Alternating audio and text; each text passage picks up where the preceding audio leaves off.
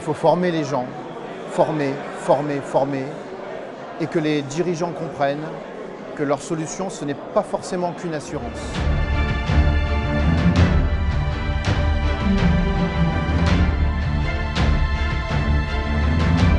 On a repris un cycle de conférences sur notamment la gestion du stress pour le dirigeant. Régis Dubois, je suis un ancien fonctionnaire de police, comme Christian. La moitié de ma carrière, renseignements généraux à la division violence et terrorisme. Deuxième partie de carrière à la BRI, au 36 quai des Orfèvres, qui n'était pas très médiatisé avant, mais malheureusement, avec les événements que vous avez pu voir, des attentats, l'hypercachère, tout ça, on a été très médiatisé. Moi, je vous retransmettrai ce que nous, on a vécu, le stress, ce qu'on a vécu, comment on le traite et comment on peut gérer justement ce stress qui, évidemment, est un peu différent de ce que vous pouvez retrouver, mais il y a quand même des similitudes. Le stress, c'est pour tout le monde pareil, donc on va un peu décortiquer et j'espère que vous pourrez prendre quelques informations qui vous serviront. Enfin, j'espère jamais d'ailleurs pour ne pas être en situation de stress. Le mieux, c'est de ne pas connaître le stress. Mais le stress face à des événements, on l'a connu, hein, je vous dis, sur des enlèvements. On a traité, la BRI traitait beaucoup d'enlèvements sur Paris, puisque on était le bras armé de la brigade criminelle. Je ne vous parle même pas des attentats qu'on a connus, puisque évidemment, on n'était pas sur place, on arrive après. Donc on a l'information et le stress tout de suite va arriver aussi pour nous, puisque c'est des situations de crise. Alors, avant toute chose, je vais vous parler du triangle de Karpman que vous devez connaître. Mais ça, c'est important parce que si vous laissez emporter dans ce phénomène, vous ne pouvez pas gérer la crise. Il va absolument falloir rester factuel. Alors, je m'explique. Je vais prendre un exemple pour que vous compreniez bien la BRI, puisque j'en viens, je connais bien le milieu. Prise d'otage avec, comme d'ailleurs les derniers, Koulibaly et consorts. On va envoyer des groupes d'assaut, hein, ce qu'on appelle le groupe d'urgence, le groupe d'assaut, qui eux sont en noir, armés et tout, et qui doivent normalement pénétrer, interpeller le voyou. On a une cellule de négociation. Et cette cellule de négociation, on la met à l'écart des gens qui vont intervenir. Pourquoi? Parce qu'en cellule de négociation, pour être à la négo chez nous, en tout cas, il faut avoir un peu de vécu à la BRI. Il faut avoir été dans les groupes particuliers où on monte à l'assaut, où on fait tout ça. Donc s'ils négocient en même temps qu'ils nous voient, qu'est-ce qui va se passer? Ils vont avoir une appréhension pour nous. Ah oui, parce qu'il y a de l'affect qui va jouer. On a vécu 10 ans, je vivais plus avec mes collègues, moi, que pratiquement avec ma famille. Donc si je fais rentrer dans des sentiments dans la gestion de la crise, je ne suis pas opérationnel. Et le stress va commencer. Donc déjà, il faut se défaire de tout ce qu'il y a en dehors des faits. Il faut rester factuel. Vous êtes devant une crise, ok. On parlait de communication, oui, tout ce qui se passe en dehors, on s'en manque un peu. Il va rester analyser la situation factuellement. Et on ne sort pas de là. À partir de là, on va pouvoir travailler sur le stress. Je vais relativement vite, normalement, on fait un peu plus. Voilà. Moi, je vais vous parler simplement des réactions qu'on peut avoir dans le stress. Alors, cerveau humain. Le stress, c'est une adaptation de notre organisme en fonction du moment et du lieu où on est. Et puis, il y a les facteurs amplificateurs. Ah oui, parce qu'on n'est pas trop habitué. Vous êtes, vous, chef d'entreprise, cadre dirigeant, tout roule. Alors, vous avez évidemment des expériences dans le cadre de votre boulot, mais l'événement exceptionnel, vous ne le maîtrisez pas fortement, puisque, comme disait Christian encore, vous n'avez pas forcément eu la formation et vous entraînez pas à ce genre de situation. Alors les événements qui peuvent intervenir, c'est l'inconnu. Où est-ce qu'on va? La mort, la démence, la violence, plus dans notre cadre, mais surtout, je vais vous parler du regard des autres. Eh oui, il vous arrive quelque chose, d'autant plus que plus vous êtes haut, plus vous avez de responsabilités. Qu'est-ce que les gens vont penser de moi? Qu'est-ce qu'ils vont penser pendant que je gère l'affaire? Je ne peux pas me tromper. Et à partir du moment où vous commencez à penser à ce qu'on pense de vous, le regard des autres, vous êtes dans l'affectif, et là, vous ne serez pas 100% opérationnel. Ce n'est pas possible. Donc tout ce qui vous entoure, tout ce qui peut polluer la situation, vous devez l'écarter systématiquement. Donc le regard, la famille, la peur de l'échec aussi. On s'aperçoit que dans les situations, nous, qu'on a vécues dans le cadre des activités antérieures, il y en avait qui avaient peur de mal faire. Ils se mettaient en danger. Le fait de penser, oh là là, on va me regarder, si je fais mal, c'est là où on fait mal. Et c'est là où on risque. Dans le cadre de notre travail, c'était un peu, je dirais pas plus grave qu'une cyberattaque, mais il y avait des risques physiques, puisque des coups de feu, on en a pris quelques-uns. Le stress, 3 phases. L'alarme, la résistance, l'épuisement. L'alarme, justement, c'est ce qui vous arrive. cyberattaque, discussion, je dirais même agressive avec quelqu'un, ça m'alarme. Hop, je me mets déjà pratiquement en garde de boxe. Combien de temps je vais résister? Combien de temps je peux résister si je ne suis pas entraîné justement à gérer ce genre de situation? Dès que vous allez être épuisé, le résultat ne sera pas forcément bon. Donc il va falloir travailler là-dessus. Cas d'agression, il faut garder tous ses moyens mentaux et physiques, et mentaux surtout, quand on parle de cybercriminalité. Donc il va falloir se défaire, et le triangle de Karpman, je vous dis, je vais y revenir souvent, parce que c'est le plus important. Dit que vous rentrez dans les sentiments et que vous ne restez pas factuel, il va y avoir quelque chose qui se passe. Deux éléments qui vont venir s'additionner, alors là je parle plutôt d'agression, je dirais physique, c'est la peur. Bah oui, parce que quand on n'est pas habitué à être confronté à des situations de violence, la peur c'est normal. Celui qui n'a pas peur est un âne d'après moi. La peur, si elle est bien apprivoisée, permet de bien réagir justement. Et puis il y a la colère. Et à partir du moment où vous allez traiter la situation de crise par la colère, c'est pareil, vous allez voir que ce n'est pas possible de réagir correctement. Et la colère, ce n'est qu'un sentiment. Donc vous rentrez dans le triangle de Karpman, donc vous ne pouvez pas être opérationnel à 100%. Pour en revenir, je vais vous prendre l'homme de Cro-Magnon. L'attaque, la fuite, l'immobilité. Pas de langage, pas de compréhension, donc primaire. Nous, on est un peu plus évolué.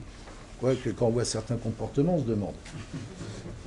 On peut coopérer. Vous êtes devant une situation où on vient vous braquer dans votre établissement parce que vous avez des fonds, parce que vous avez des secrets qui intéressent des gens, on peut venir armer et vous braquer. Il ne faut pas faire le fier à bras, il faut coopérer, sinon vous risquez de ne pas voir la fin du match. Donc on a cette notion de coopérer. Et puis on peut négocier.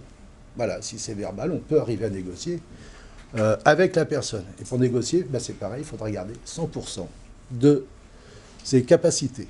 Il y a le stress positif, le stress négatif. Le stress positif, c'est celui justement qui va venir si vous avez préparé ces situations. C'est-à-dire que vous avez fait des entraînements, vous avez anticipé le risque, donc vous êtes à peu près sûr de vous. Donc le stress descend un peu. Et le stress négatif, c'est celui qui vous empêche de réagir, parce que le regard des autres, la peur de l'échec, ce qu'on retrouve entre autres en accidentologie. Pour les gens qui font de l'accidentologie, je ne sais pas s'il y a un médecin parmi nous, là.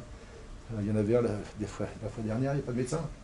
Ils peuvent vous parler de ce phénomène justement où les gens sont totalement immobiles, ne savent plus comment faire devant une situation de crise. Ça c'est pareil, si on ne s'entraîne pas avant, si on ne crée pas des arcs réflexes. Moi j'ai l'habitude de dire, parce que je viens d'un milieu sportif, je faisais de la boxe, et en boxe, quand vous êtes sur le ring, si vous n'avez pas travaillé avant vos techniques, c'est pas la peine de monter sur le ring. Parce que là, vous allez en prendre une. Il faut créer l'arc réflexe, c'est-à-dire que quand l'adversaire va se déplacer, hop, tout de suite on touche. On n'a pas besoin d'y penser. Il faut avoir créé le réflexe. Et le réflexe, vous pouvez l'avoir que si vous faites de la formation, entre autres. Si vous anticipez la crise. Sinon, vous ne pouvez pas anticiper. Vous pouvez gagner le match. Mais c'est le petit bonheur de la chance quand même, c'est pas terrible. Je me suis dit qu'on avait des efforts à faire. C'est pour tous les risques terroristes et physiques. De sécurisation de nos campus, d'entraînement, des choses qu'on fait finalement assez peu. Et donc ça m'a fait réfléchir là-dessus. Je vais vite parce qu'on n'a que 20 minutes, d'accord. Donc, on ressent du stress positif s'il y a plusieurs critères qui sont en place. On connaît la situation. Oui, puisqu'on a anticipé, on a travaillé dessus.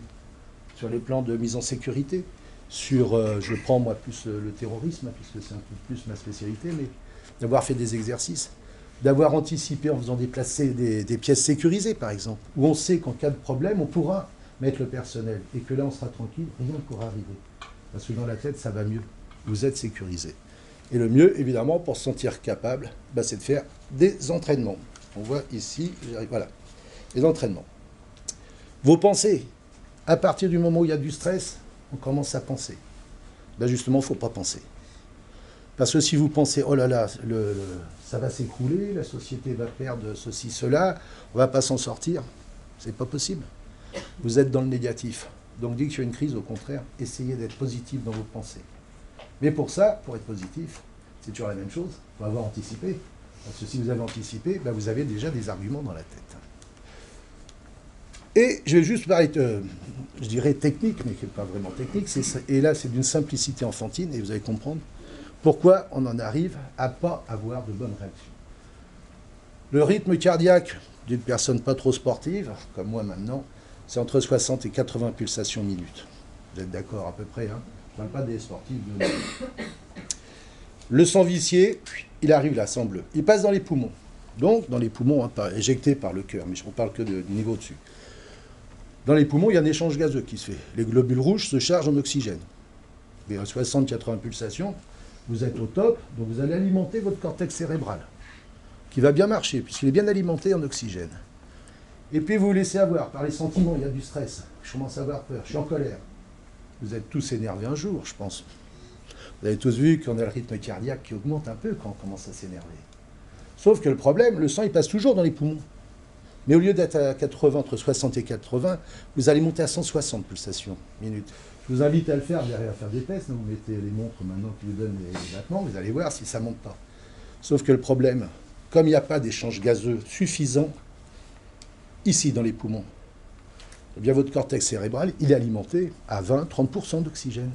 Le cortex cérébral, c'est ce qui vous permet d'avoir un système de pensée. Sinon, c'est le cerveau reptilien. Et l'avantage du cerveau reptilien, qui peut se mettre en place, c'est si vous êtes entraîné avant. Si vous avez fait des choses avant, c'est là-dedans, et c'est le cerveau reptilien qui va prendre le dessus. Mais là, si vous n'avez pas créé des arcs réflexes, votre système de pensée est plus possible, donc vous êtes incapable de réagir correctement. Si vous n'alimentez pas le cortex cérébral, hein, c'est pas bon. Donc, on est obligé de gérer sa respiration, entre autres. De gérer ses sentiments, de les évacuer. Parce qu'à chaque fois que vous pensez qu'il y a quelque chose, le regard, qu'est-ce qui va devenir de la société? Est-ce que je vais rester en vie si on voit une attaque terroriste, un braquage? Ben, vous n'êtes plus opérationnel à 100%. Il faut avoir une vision saine des choses. Le sang va aller dans les jambes et dans les bras. Dans les bras pour se battre, et dans les jambes pour courir ou taper avec les jambes. Donc non seulement vous avez une mauvaise oxygénation du cortex cérébral, mais la masse sanguine descend dans vos bras et dans vos jambes. Donc mauvaise oxygénation, mauvais volume sanguin dans le cortex cérébral. Donc comment vous pouvez être opérationnel et gérer une crise correctement? À partir du moment où vous allez sentir vous emballer, c'est pas bon. Après, au niveau de sécurité, là moi je vous parle au niveau sûreté physique, hein, dans le cadre d'une agression. Ça, c'est la vision normale que vous avez, en temps normal. Vous êtes à 180 degrés. Vous voyez le petit schéma, là? 180 degrés. Et puis arrive un stress, une explosion, qui est devant le bâtiment, peut-être même pas dans votre bâtiment. Ça va... Je ne sais pas si vous avez eu l'occasion d'entendre des détonations ou des coups de feu dans le cadre de vos activités, mais ça remue un peu. Ça monte en pression. Seulement là, voilà ce que ça va donner. Le champ de vision qui descend à 30 degrés. Donc au niveau de sûreté, comment vous pouvez voir quelqu'un qui arrive sur le côté? Comment on peut s'échapper d'une pièce quand on est à 30 degrés, qu'on est incapable de voir son environnement? C'est pas possible. C'est pas possible. Si vous arrivez à fuir, vous avez de la chance. Mais ça ne sera pas un acte réfléchi. Pour ceux qui veulent voir, vous regardez, c'est l'armée française hein, qui a fait toutes les premières études sur l'effet tunnel. L'effet tunnel que vous connaissez d'ailleurs, quand vous conduisez vite. Bon, c'est pas parce qu'on est deux anciens policiers. Hein. Vous avez peut-être conduit un peu plus vite que de raison. En Allemagne. En Allemagne, parfait, pas de PV. Sinon, Christian, tu notes, hein, tous ceux qui lèvent la main. Bon. Ah, nous, on est comme ça. Et vous êtes aperçu que quand vous conduisez vite, vous avez les mains qui tiennent bien le volant. Hein. Bah, quand vous sentez que vous avez les mains qui tiennent bien le volant comme ça, c'est que vous êtes en plein stress. Parce que ce que vous pensez qu'à 200 à l'heure, il y a quelqu'un qui passe à côté de vous, couvre la fenêtre et qui vous pique votre volant. Bah non. Donc ça ne sert à rien de l'accrocher comme ça. Puis, et au niveau motricité de la boxe, si on est tendu comme ça, comment on peut mettre des coups? Au contraire, il faut être vachement relax pour pouvoir toper vite. Donc dès que vous sentez que vous commencez à être crispé, et ben vous commencez à être asphyxié et vous êtes en plein stress. Donc tous ces signes indicateurs, ça doit vous alerter. Et surtout, vous devez les prévenir. Et pour prévenir ça, ben, il n'y a que l'entraînement. Si on s'entraîne à la BRI à monter à l'assaut, à arrêter des braqueurs, à faire des simulations de braquage, c'est pourquoi? C'est parce qu'il faut que ça soit un arc réflexe le jour où on en a besoin. Parce que si on doit se poser la question, qu'est-ce que je dois faire quand il sort son arme? Eh bien, il faut faire autre chose comme boulot. Enfin, je pense. En tout cas, c'était mon avis. Donc c'est tout ça qui est important. Je peux comprendre que Ça stresse un dirigeant d'entreprise d'être attaqué. Je ne connaissais pas, mais quand je vois qu'on peut vous bloquer tous vos ordinateurs et que ça arrive jusqu'à la faillite pour une entreprise, je peux comprendre que ça stresse un peu.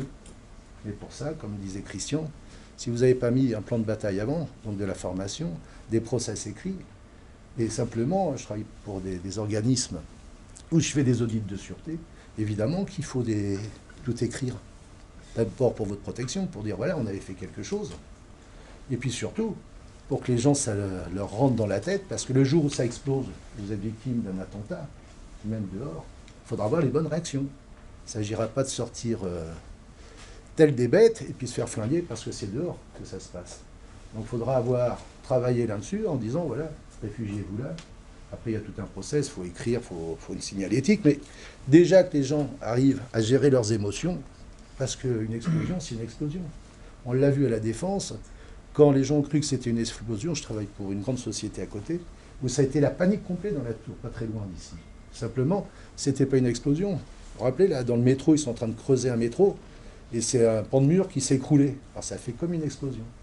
Et les gens, n'ayant pas l'habitude de réagir devant ça, ils ont failli se piétiner dans la tour. Donc, ça peut avoir des conséquences très graves. Donc voilà, gérer votre stress, c'est apprendre à vous connaître. C'est apprendre à dominer ses sentiments. Et à partir de là, vous pouvez travailler gentiment. Si vous avez des questions, parce que sinon ça déborde de trop, je sais que normalement je le fais sur une journée. Le stress. Bon, vous avez vu qu'on a speedé un peu. Hein, voilà. Est-ce que vous nous transmettrez les slides éventuellement? Alors, moi, j'ai aucun problème. Il faudra demander à l'ESSEC, parce que je ne les ai pas, ils les ont mis sur leur ordinateur, sûrement pour des raisons de cybercriminalité. Pensant que j'étais un cybercriminel, j'y connais rien, donc c'est pas moi qui allais... Mais peut-être Christian, ils sont méfiés de Christian. Pour le stress, eh bien, simplement pour vous dire que je travaille avec un autre commissaire de police, Étienne Durand, qui lui était patron de la brigade financière et qui a connu beaucoup de chefs d'entreprise qui sont passés entre ses mains lors d'auditions sur peut-être des malversations, ou pas de malversations, parce que même si vous n'avez pas de malversation, on va venir vous chercher à 6 h du matin, avec les bracelets, comme on dit, vous allez voir que ça va monter. Donc on fait aussi justement la gestion de tout ça, de toutes ces problématiques de stress, parce que ça correspond au stress. Et puis on fait aussi ce qui est actuellement, ce qui stresse, parce qu'on l'a déjà fait sur des sociétés, ce qui stresse beaucoup les employés aussi, et les employeurs, je dirais, c'est la radicalisation d'entreprise, où les gens ne savent pas gérer ce problème-là. C'est donc des strates qui s'additionnent. Hein. Vous avez la cybercriminel qui va vous attaquer. Après, vous allez avoir j'allais dire les flics, ça se dit pas. Hein. Les policiers qui arrivent et qui vont vous mettre en garde à vue. Enfin, voilà. Tout ce qui est stress, c'est ça. Voilà. C'est très simple.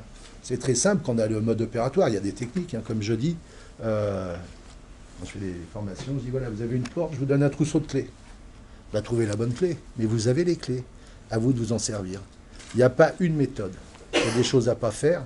De ne pas entrer dans le triangle de Cartman, c'est obligé. Ça dit que vous avez des sentiments, je reviens dessus, mais pour l'avoir vécu, hein, avec des proches qui ont été blessés, qui avaient mis du sentiment, ils ont réussi à faire une ânerie. Et chez nous, l'ânerie, ça se paye assez gravement, puisque ça fait des trous souvent. Voilà. Donc on sait que tous ceux qui font des actes délictueux, je dirais, sont en plein stress. L'avantage, je parle là juste au niveau confrontation verbale et même physique, il me contredira peut-être, monsieur, mais moins on est stressé, plus on va gagner. Parce que la manipulation, on peut la faire sur quelqu'un qui est stressé. Évidemment, puisque son cortex cérébral n'est pas 100%. Donc si vous lui tendez des pièges, même par la parole, par la manip, hein, le pied dans la porte, enfin toutes ces manipulations, il va moins les percevoir. Donc vous avez plus de chances de réussir. Le seul problème, c'est vous qui devez avoir fait redescendre le stress au maximum. Sinon, vous ne pouvez pas travailler. Mais vous pouvez gagner la guerre, hein, comme je dis. Hein. Il n'y a pas de problème. Mais ce n'est pas rationnel. Et à partir du moment où ce n'est pas rationnel, c'est la pièce qu'on lance en l'air ou la roulette russe. Hein. Et la roulette russe, c'est moyen comme jeu. Enfin, pour moi. Je ne pratique pas ce jeu, en tout cas. Avec un automatique en plus. Pour ceux qui connaissent. Voilà. Cette gestion du stress avec tous les mécanismes en fait purement physiologiques, c'est important qu'on comprenne. Et vraiment, je me dis, ce serait vraiment différenciant pour les SEC d'intégrer cette dimension-là à ce programme, qui est un très beau programme. Quand on prend un dirigeant d'entreprise, qu'est-ce que ça serait pour vous un entraînement pour renforcer son côté mental? Déjà, s'il est chef d'entreprise, c'est de s'assurer que s'il y a un problème, tout le monde s'en sort. Donc ça va le rassurer. Parce que si, je t'en citer la société, mais je travaille du côté des Chirolles même, banlieue grenobloise qui est assez connue pour certains trucs. La direction, je ne rentre pas dans le détail, la direction s'est aperçue que ça pouvait à tout moment déraper et grave. Ce qu'ils sont en train de faire, c'est de former leur personnel. Et je peux vous dire que c'est une directrice maintenant. Elle va bien. Le matin, elle se lève. Je ne dis pas qu'elle n'a pas un peu de stress, mais elle sait que s'il se passe quelque chose, ils ont fait un audit de sûreté, on leur a fait. Donc ils savent que si ça explose quelque part, tout le monde ne sera pas mort, je dirais. Voilà. Donc ils se sentent mieux. Alors c'est vrai que s'il fait de la boxe, c'est encore mieux. Je parle de la boxe, j'en ai fait, mais il peut faire de la marche à pied, de la course. Mais quand on revient sur les lieux du travail, savoir que tout le monde est formé, qu'il y a un process qui est écrit, qui est mis en place, on se sent mieux. Moi, je ne suis pas dirigeant d'une grande entreprise, hein. Je fais de la formation, des audits, c'est tout. Mais j'imagine, et puis au contact des gens que je côtoie dans le cadre de mes activités, je les vois bien quand ils m'appellent, hein, suite à des agressions qu'il y a eu d'ailleurs dans cette société. Et puis maintenant que c'est terminé, qu'on a fait la formation, qu'on leur a fait un audit, qu'ils ont changé le process de sûreté, je vois bien quand je parle avec eux, ils vont mieux. Hein. Ils vont mieux parce qu'ils se disent, voilà, déjà le regard des autres, j'en ai pas besoin, je m'en occupe pas parce que maintenant je sais que ça va marcher. Donc j'ai pas la peine de me dire, si ça claque, voilà, qu'est-ce qu'on va dire de moi? J'ai tout fait pour que ça marche. Donc je pense que ça en fait partie. Maintenant, s'ils veulent s'inscrire au club de boxe, il faut venir chez moi à Châtillon, mais ça fait loin. Des situations de stress arriveront, il faut se préparer.